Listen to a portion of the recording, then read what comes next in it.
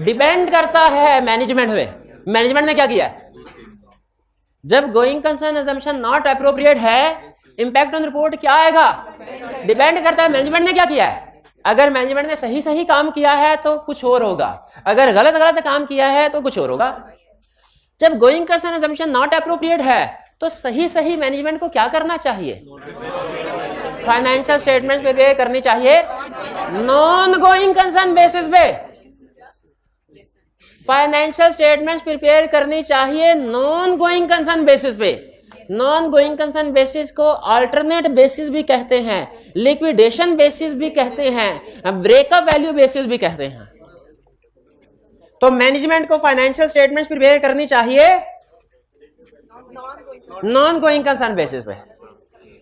अगर मैनेजमेंट ने financial statements non going concern basis पे बनाई हैं तो there is no misstatement, auditor unmodified opinion देगा, लेकिन एम्फसिस ऑफ मैटर पैराग्राफ देगा। वो क्यों? क्योंकि स्पेशल पर्पस फ्रेमवर्क आ गया। स्पेशल पर्पस फ्रेमवर्क आ गया। नॉन गोइंग कंसर्न बेसिस हो गया ना, तो रूटीन से हटके हो गया ना, रेगुलर तो नहीं है। एक होती है going concern basis of counting, वो रेगुलर है। Non going concern basis of counting regular नहीं है, वो स्पेशल है। स्पेशल। और अगर मैनेजमेंट ने फाइनेंशियल स्टेटमेंट गोइंग कंसर्न पे बनाई है तो फिर ये मिस स्टेटमेंट है। अगर इसका इफेक्ट अगर मगर नहीं करनी, इसका सीधा इफेक्ट ही परवेसिव होगा। सारी फाइनेंशियल स्टेटमेंट ही उड़ गई है।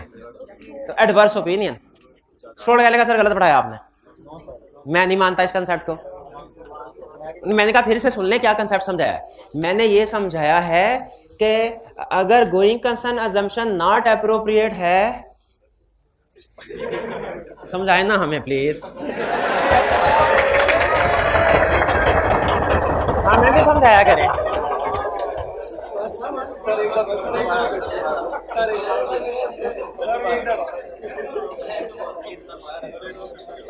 Going concern assumption not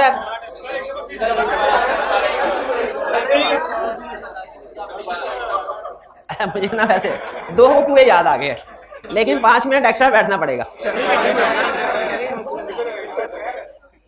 Icom में था मैं, तो मेरी काउंटिंग अच्छी थी, उस वक्त अच्छी होती थी। क्योंकि उस वक्त की काउंटिंग भी अच्छी होती थी जो आईकॉम में पढ़ा। तो मैं एक स्टूडेंट को समझाता होता था क्वेश्चन, मुझे आज तक याद है। उसके मार्क्स एक पेपर हुए, मेरे मार्क्स आए 78, उसके आए 92। अच्छा, मुझे अपने का जो दो दुख साथ सो था, उसका दुख मुझे ज्यादा था। मैंने कहा भाई मेरे से समझ में 92 था, मेरे 78। वो पंजाब कॉलेज में था, उसमें हाँ। दूसरी बात नहीं बताने। दूसरी बात सीए के थे, था मॉड्यूल ए। मॉड्यूल ए में होता था मैथ, तो मेरा मैथ भी अच्छा था उन दिनों। तो सीए के कॉलेज में वो पंजाब कॉलेज वाला हिसाब नहीं होता था। हाँ, तो एक दोस्त था मेरा उस वक्त भी, उसके बाद दोस्ती खत्म हो गई सुबह के बाद। उसके पास कोई स्टूडेंट आके ना तो मैथ समझती थी। अब आपको पता है हमारा क्या हाल है। मैं कहा यार तेरे को कौन सा मैथ आता है? मैं कहा मुझे अभी टॉपिक बता। अच्छा नहीं, वो समझते मैथ ही थे, समझाता मैथ ही था। नहीं नहीं नहीं नहीं, मजे। अच्छा अभी कहानी में ट्विस्ट है। तो मैं बड़ा दुखी फिरता था, जो जिस बात समझ सकता। लेकिन रिजल्ट आया तो अल्लाह का शुक्र अदा किया मैंने। वो खातून पास हो गई थी, वो लड़का 2 फेल हो गया था। और ये सच्चा वाकया है, मैंने शुक्र अदा किया। मैं कहा यार तेरा शुक्र है, सफर के शुरू में ही मैसेज मिल गया। हाँ, फिर मैं फेल होने वाले रास्ते पे नहीं गया, फिर मैं चुप करके पास होने वाले रास्ते पे चलता गया। तो going concern assumption not appropriate. हाँ, अब आपके हाथ में फैसला है कि आप किसके नक्शे कदम पे चलना चाहते हैं। हाँ जी, आप खातून बनना चाहते हैं।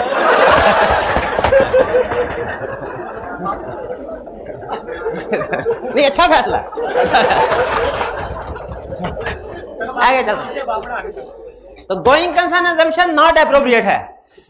हमने मैनेजमेंट से कहा नॉट एप्रोप्रिएट है, स्टूडेंट कहने का सर सही नहीं पढ़ाया। मैंने कहा कैसे, एक दफा फिर से सुनो। Going concern assumption not appropriate है। देखेंगे मैनेजमेंट ने फाइनेंशियल स्टेटमेंट किस बेस पे बनाई है। अगर नॉट एप्रोप्रिएट है ना और financial statement non going concern basis पे ही बनाई है तो ये मिस स्टेटमेंट नहीं है, एग्री करें, अनमोडिफाइड ओपिनियन आएगा। लेकिन चूंकि जो basis of preparation of financial statement normal नहीं रही, वो नॉन गोइंग कंसर्न बेसिस बन गई है, तो स्पेशल पर्पस फ्रेमवर्क के रूल के मुताबिक एमसीक्यू मैटर आएगा। ये साइड पे हो गया। और अगर गोइंग कंसर्न नॉट एप्रोप्रिएट है लेकिन मैनेजमेंट ने financial statement going concern basis पे बनाई है तो फिर ये मिस स्टेटमेंट है। इफेक्ट हमेशा परवेसिव, इफेक्ट हमेशा परवेसिव और एडवर्स ओपिनियन आएगा। स्टूडेंट कहने लगा ठहर जाए सर, यहां पे ना, यहां पे मैं बाकी आपकी सारी बातों से एग्री करता हूं, गोइंग कंसर्न नॉट एप्रोप्रिएट है, फाइनेंशियल स्टेटमेंट अगर गोइंग कंसर्न पे ही बनाई है तो ये मिस स्टेटमेंट है, एग्रीड, इफेक्ट परवेसिव है, एग्रीड, एडवर्स ओपिनियन है, एग्रीड। लेकिन फाइनेंशियल स्टेटमेंट अगर नॉन गोइंग कंसर्न बेसिस पे बनी है, नॉट एप्रोप्रिएट थी, बनी भी नॉन गोइंग, अनमोडिफाइड ओपिनियन होगा, एग्रीड।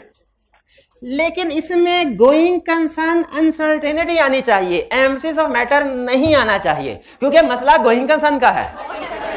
हाँ, तो मैंने क्या कहा, मैंने कहा अच्छा अगर एम्फसिस ऑफ मैटर नहीं दोगे तो कौन सा पैराग्राफ दोगे, material uncertainty related to going concern. मैंने कहा अनसर्टेनिटी तो है ही नहीं, अनसर्टेनिटी का पैरा तो उस वक्त आएगा जब अनसर्टेनिटी होगी। यहां पे कंफर्म में डूबी पड़ी है कंपनी, तो यहां पे अनसर्टेनिटी का पैरा नहीं आएगा, कौन सा आएगा, एम्फसिस ऑफ मैटर का। बे क्लियर हो गया? अब क्या समझाऊं? अगर मटेरियल अनसर्टेन, अगर इवेंट्स या कंडीशन था, प्रोसीजर परफॉर्म किए, उसके बाद पता चला कि गोइंग कंसर्न एप्रोप्रिएट तो है लेकिन मटेरियल अनसर्टेनिटी एग्जिस्ट करती है, हम एज ऑडिटर क्या करेंगे, डिपेंड करता है मैनेजमेंट ने क्या किया, डिस्क्लोज किया कि नहीं किया। अगर मैनेजमेंट ने डिस्क्लोज नहीं किया तो ये मिस स्टेटमेंट है, देखेंगे, क्योंकि एक डिस्क्लोजर है ना, सारी फाइनेंशियल स्टेटमेंट थोड़ी है, एक डिस्क्लोजर है तो मिस स्टेटमेंट है। अगर इफेक्ट मटेरियल क्वालिफाइड परवेसिव है तो एडवर्स, इसमें मटेरियल परवेसिव दोनों लिखेंगे क्योंकि एक डिस्क्लोजर है ना, सारी फाइनेंशियल स्टेटमेंट थोड़ी है। इस पे तो डायरेक्ट हमने परवेसिव लिख दिया था, ये समझ आ गया। अगर डिस्क्लोज, और अगर अनसर्टेनिटी मैनेजमेंट ने डिस्क्लोज की हुई है, अनमोडिफाइड ओपिनियन, अनमोडिफाइड ओपिनियन, लेकिन पैराग्राफ आएगा, एम्फसिस ऑफ मैटर नहीं आएगा, की ऑडिट मैटर, क्यों, क्योंकि अनसर्टेनिटी है तो अनसर्टेनिटी का पैरा ही आना चाहिए, अनसर्टेनिटी है, अनसर्टेनिटी का पैरा। सुनने का ठहर जाए, यहां पे आपने कहा एम्फसिस ऑफ मैटर आएगा क्योंकि अनसर्टेनिटी नहीं है, सर बात में कायम रहिएगा। यहां पे हमने क्या लिखा, एम्फसिस ऑफ मैटर, और मैंने रीजन क्या बताई थी, क्योंकि अनसर्ट कंफर्म है, डूबी पड़ी है। तो उसने कहा सर इधर किधर गया एम्फसिस, ये आंसर इधर किधर, इधर भी अनसर्टेनिटी है, हाँ शाबाश। तो मैंने कहा भाईजान इधर भी अनसर्टेनिटी है लेकिन चूंकि वो अब मिस स्टेटमेंट में बदल गई है तो अब जो इंफॉर्मेशन हमने अनसर्टेनिटी के पैरा में देनी थी वो बेसिस फॉर क्वालिफाइड या एडवर्स ओपिनियन सेक्शन में दे रहे होंगे, क्योंकि no situation is to be duplicated. जब उसकी वजह से मिस स्टेटमेंट हो गई एक इशू की वजह से, क्या वो गोइंग कंसर्न पैरा में आना चाहिए, नहीं आना चाहिए। तो जहन में रखिएगा, यहां पे भी गोइंग कंसर्न का पैरा नहीं है, यहां पे भी गोइंग कंसर्न का पैरा नहीं है, ये सारा टॉपिक समझ आ जाता है। ये दो सवाल स्टूडेंट पूछते रहते हैं, इधर क्यों नहीं है गोइंग कंसर्न, इधर क्यों नहीं, क्योंकि मिस स्टेटमेंट है, ओपिनियन मॉडिफाई कर रहे हैं, उधर चली गई गोइंग कंसर्न की डिस्क्रिप्शन, यहां पे क्यों नहीं है, अनसर्टेनिटी है ही नहीं। क्लियर हो गया? आज के लेक्चर में हमने क्या सीखा, हमने प्रोसीजर देखे, इवेंट्स को आइडेंटिफाई करने के लिए क्या प्रोसीजर है, फिर उसके बाद एडिशनल प्रोसीजर, सबसे अहम चीज इवेंट्स या कंडीशन वो चीज है, और गोइंग कंसर्न असम्पशन एप्रोप्रिएट है नहीं है, मटेरियल अनसर्टेनिटी ये और चीज है, ये लेटर स्टेज पे डिसाइड होता है। इवेंट्स या कंडीशन अर्ली स्टेज पे आइडेंटिफाई होती है, फिर उसके बाद प्रोसीजर परफॉर्म करने के बाद कंफर्म होता है एप्रोप्रिएट है या नहीं है। अब आपको केस स्टडी के पॉइंट ऑफ व्यू से अब कंसेप्ट समझ आ गया, एग्जाम में यही पूछता है। अब आप लोग जो गलतियां करते हैं वो भी बता दूं। वो कहता है going concern assumption appropriate but material uncertainty exist, बताओ क्या करोगे? आप कहते हो क्वालिफाइड या इस तरफ चले जाते हो। आपने केस स्टडी में ये देखना है कि किस जगह पे लाके उसने आपको खड़ा किया है। जिस जगह पे लाके खड़ा किया है ना, आपने उससे आगे जाना है, आगे जाना है। अगर वो कहता है इवेंट्स या कंडीशन आ गया, बताइए इंपैक्ट ऑन रिपोर्ट क्या होगा? तो तीनों बताएं। अगर उसने कहा इवेंट और कंडीशन आ गया, इंपैक्ट ऑन रिपोर्ट बताएं, तो तीनों बताएं। अगर उसने कहा कि गोइंग कंसर्न अनसर्टेनिटी आ गई, इंपैक्ट ऑन रिपोर्ट बताएं, तो ये दोनों बताएं। अगर उसने कहा गोइंग कंसर्न अनसर्टेनिटी आ गई, मटीरियल अनसर्टेनिटी आ गई, क्लाइंट ने डिस्क्लोज कर दिया, तो आपने दोनों नहीं बताने, सिर्फ ये बताना है। क्वेश्चन में जिस जगह पे क्वेश्चन लाके खड़ा करे उससे आगे जाना है, बाकी की चीजों को डिस्कस ये जहन में रखिएगा, ये बात जहन में रखिएगा। क्लियर? अब चुटकी बजाते का काम क्या? इसकी ड्राफ्टिंग तो रह ही गई। किसकी ड्राफ्टिंग रह गई? Material uncertainty related to going concern की। एक तरीका है 5 मिनट में समझाना, एक तरीका है 5 सेकंड में समझाना। 5 मिनट में समझाऊं? सेकंड में? सेकंड सुन ले, 5 सेकंड। शुरू करें। गोइंग कंसर्न की ड्राफ्टिंग ऐसी ही है जैसे एमसीज ऑफ मैटर की ड्राफ्टिंग। गोइंग कंसर्न की ड्राफ्टिंग ऐसे ही, material uncertainty related to going concern की ड्राफ्टिंग ऐसी ही है जैसी एमसीज ऑफ मैटर की ड्राफ्टिंग। पुराने जमाने में ये एक ही खानदान के 2 भाई थे, फिर बिछड़ गए। यूजर ने कहा ये हमें ज्यादा प्यारा है गोइंग कंसर्न अनसर्टेनिटी बाकी के एमसीज ऑफ मैटर से, इसलिए इसको अलहदा करके ले गए। तो इसकी ड्राफ्टिंग, लेकिन क्या कैसी ड्राफ्टिंग है? इसका मतलब है material uncertainty related to going concern में भी 3 तरह की इंफॉर्मेशन आएगी। क्या?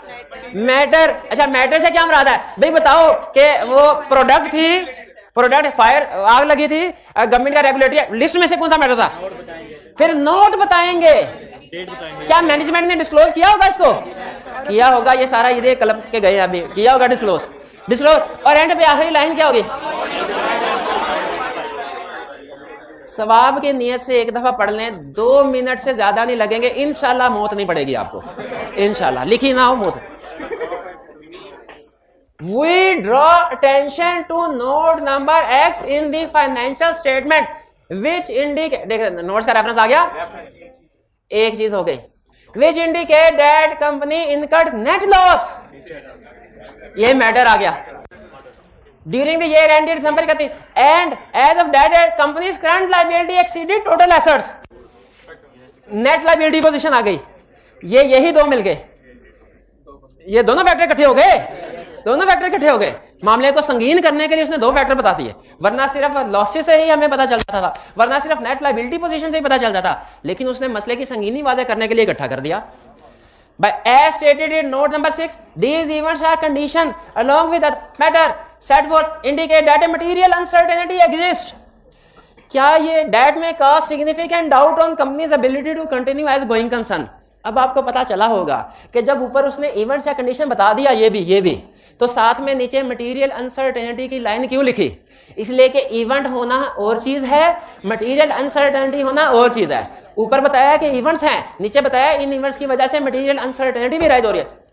प्रैक्टिकली प्रैक्टिस के जो शातिर चार्टर्ड अकाउंटेंट है वो डंडी कैसे मारते हैं? वो इवेंट्स या कंडीशन बता देते हैं, नीचे मटेरियल अनसर्टेनिटी का लफ्ज नहीं बताते, ताकि यूजर्स को लगे सिचुएशन इतनी प्रॉब्लम नहीं है। मर्ज बता देते हैं, ये नहीं बताते कि पेशेंट मर भी सकता है, कितना संगीन है। तो हमने मर्ज भी बताना है और नीचे ये भी बताना है पेशेंट मर भी सकता है, मटेरियल अनसर्टेनिटी एग्जिस्ट करती है, ये भी बताना है। और एंड पे आखिरी लाइन कौन सी? और ये तीसरी लाइन। क्लियर हो गई? इसमें जहन में रखिए, अगर आपने मटेरियल अनसर्टेनिटी वाली बात इवेंट्स या कंडीशन लिख दिए, मटेरियल अनसर्टेनिटी की बात नहीं लिखी, तो ये ऐसा ही होगा जैसे डिस्क्लोजर दिया तो है लेकिन एडिक्वेट नहीं है। डिस्क्लोजर दिया तो है लेकिन एडिक्वेट, तो डिस्क्लोजर एडिक्वेट भी होना चाहिए ना। तो हमें इवेंट्स या कंडीशन बताना साथ मटेरियल अनसर्टेनिटी में। क्लियर हुआ? ये था हमारा आज का लेक्चर, उम्मीद है आपको समझ आ गई होगी। होम असाइनमेंट लाजमी कीजिएगा, होम असाइनमेंट के बगैर आपको समझ नहीं आएगी। देखें, कभी खुशी कभी गम, होता ना। हाँ, तो कल खुशी का दिन था, आज थोड़ा सा गम, ऐसे ही है ना जिंदगी। वॉल्यूम 1 में क्वेश्चन ये होम असाइनमेंट रिटन फॉर्म में है 20 से 25। वॉल्यूम 2 में क्वेश्चन नंबर 17, 25, 26, 37, ये आपकी होम असाइनमेंट है रिटन फॉर्म में। तो कल ये तो नहीं कहा था सर कल असाइनमेंट का है ही नहीं है, ये असाइनमेंट है तो है, करना है तो भाई करना जी। आज एक मिनट है रे भाई, आज का लेक्चर यहाँ पे खत्म करते हैं हम। अल्लाह हाफिज।